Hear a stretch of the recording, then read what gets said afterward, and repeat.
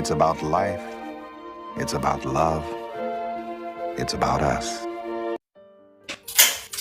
Nah, yang selanjutnya ada juga banyak isu-isu yang lain yang misalkan kalau kita lihat dari belanjanya Bojonegoro itu masih terbesar adalah sektor ekstraktif, ya kan. Jadi ada alam yang kemudian diekstrak dan itu menghasilkan yang namanya pendapatan daerah yang cukup besar.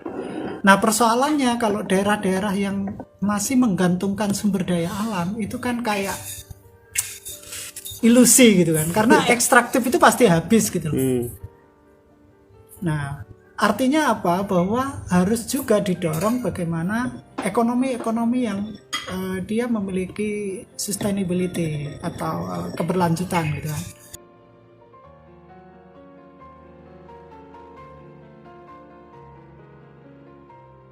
Dan dalam konteks ini yang disebut dengan warga negara atau masyarakat itu semua manusia yang ada di dalam negara itu, semua manusia yang ada di Indonesia gitu ya.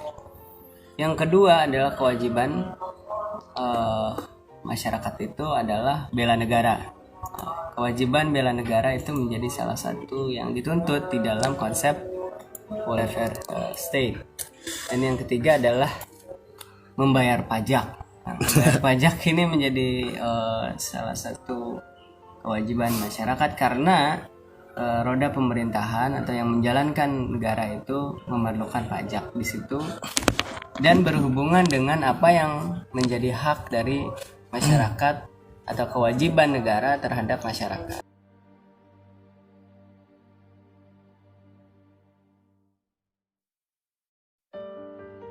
Itu berada di daerah-daerah sekitar hutan. Kalau dilihat Justru di daerah-daerah sekitar hutan itu. iya, Nah, artinya hutan itu tidak mensejahterakan ya. iya. Nah, kalau kita gali lagi lebih jauh berdasarkan ini pernah saya tulis di websitenya Poverty Resource Center menunjukkan bahwa rata-rata mayoritas orang miskin itu adalah dia bekerja di sektor pertanian. Jadi ini datanya ini saya ambil beberapa kecamatan dengan jumlah kemiskinan paling tinggi. Yang paling tinggi itu Kedung Adem, terus Ngasem, Tambak Rejo sampai nanti Margomulyo. Nah, saya analisis berdasarkan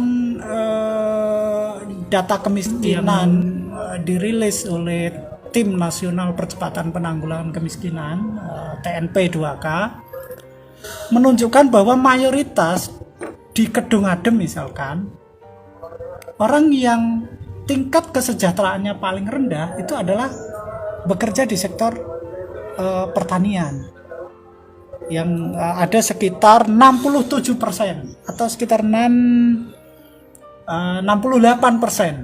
Jadi di Kedung Adem itu adalah kecamatan yang paling banyak jumlah penduduk miskinnya.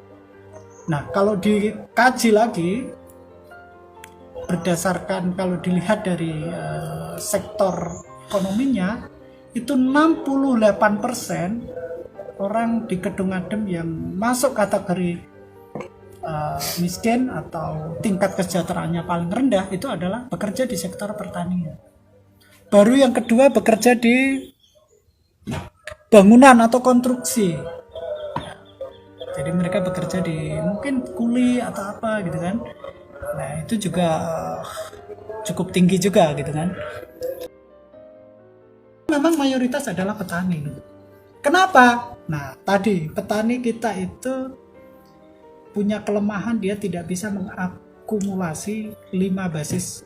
Nah, 5 basis penghidupan, sumber daya penghidupan. Nah, itu salah satunya. Sustainable livelihood approach. Saya nggak tahu apakah orang-orang petani itu dilibatkan di dalam forum-forum perencanaan pembangunan. Dia, misalnya nih kabupaten dia mau bikin tahun depan Januari kan kabupaten pasti akan menyelenggarakan musrenbang desa untuk menyusun RKPD, rencana kerja pemerintah daerah.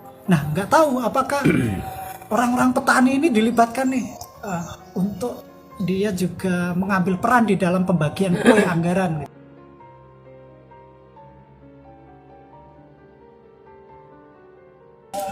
salah sasaran di mana pendataan di Gebiaruyah kalau bahasanya. Ketika orang miskin dikasih kambing, ya kan? Iya. Dikasih kambing, habis itu kambingnya dijual. Nah, sedangkan sekarang ini untuk peternakan khususnya di domba kambing ini mengalami penurunan pasokan yang signifikan. Dari data 2016, Bojonegoro itu pemasok yang paling banyak untuk area Jawa Barat. Jadi dulu ini lumbungnya domba kambing di tahun 2016 sampai 2018, dan sekarang kondisinya sangat mengenaskan. Maka seharusnya dari pemerintah membaca tahu apa yang harus dilakukan.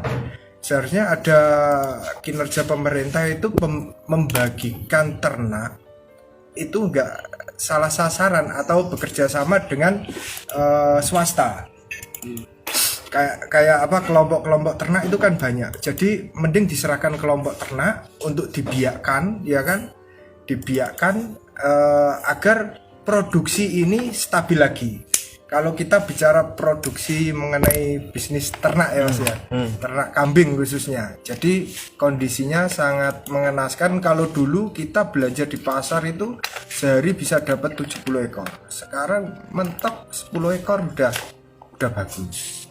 Karena harga sudah mulai tinggi, kenaikan hampir 20% per tahun untuk domba kambing. Sebenarnya kayak lahan-lahan yang di hutan itu bisa dijadikan central farming. Kayak contohnya di Australia ya kan. Kita semboyannya Bojonegoro kan lumbungnya pangan. Nah, daging itu kan termasuk pangan juga. Jadi mungkin bisa disentralkan jadi satu atau bekerja sama dengan swasta. Soalnya kalau yang tahu situasi itu kan yang pasti swasta. Kalau pemerintah kan nggak, ya sekedar by data ya.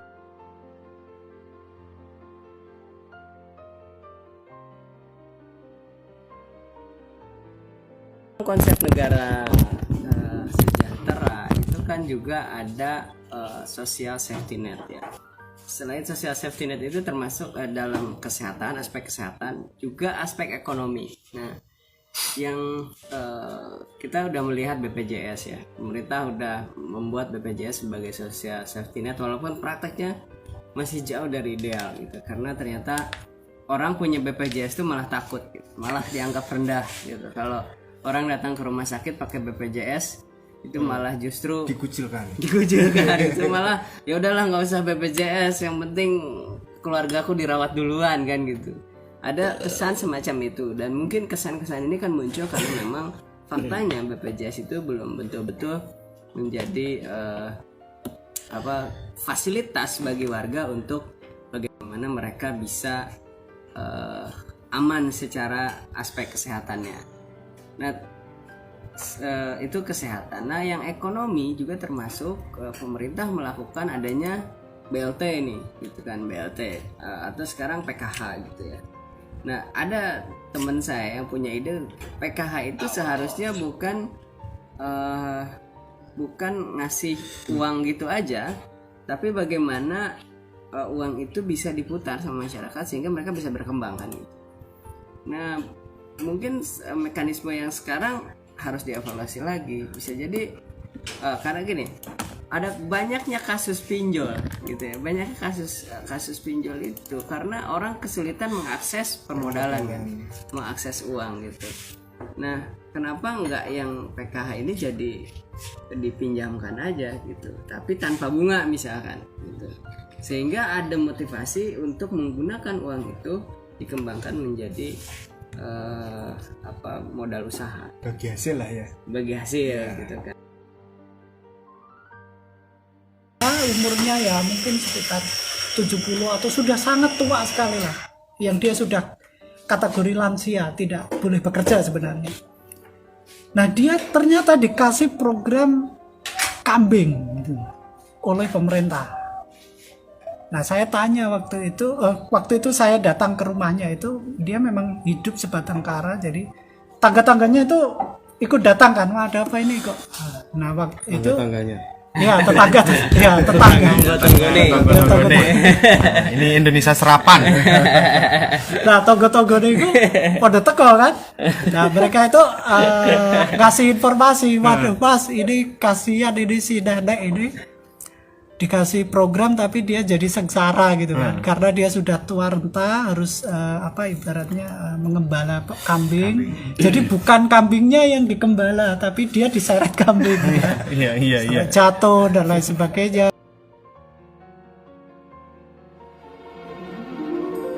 It's about life. It's about love. It's about us.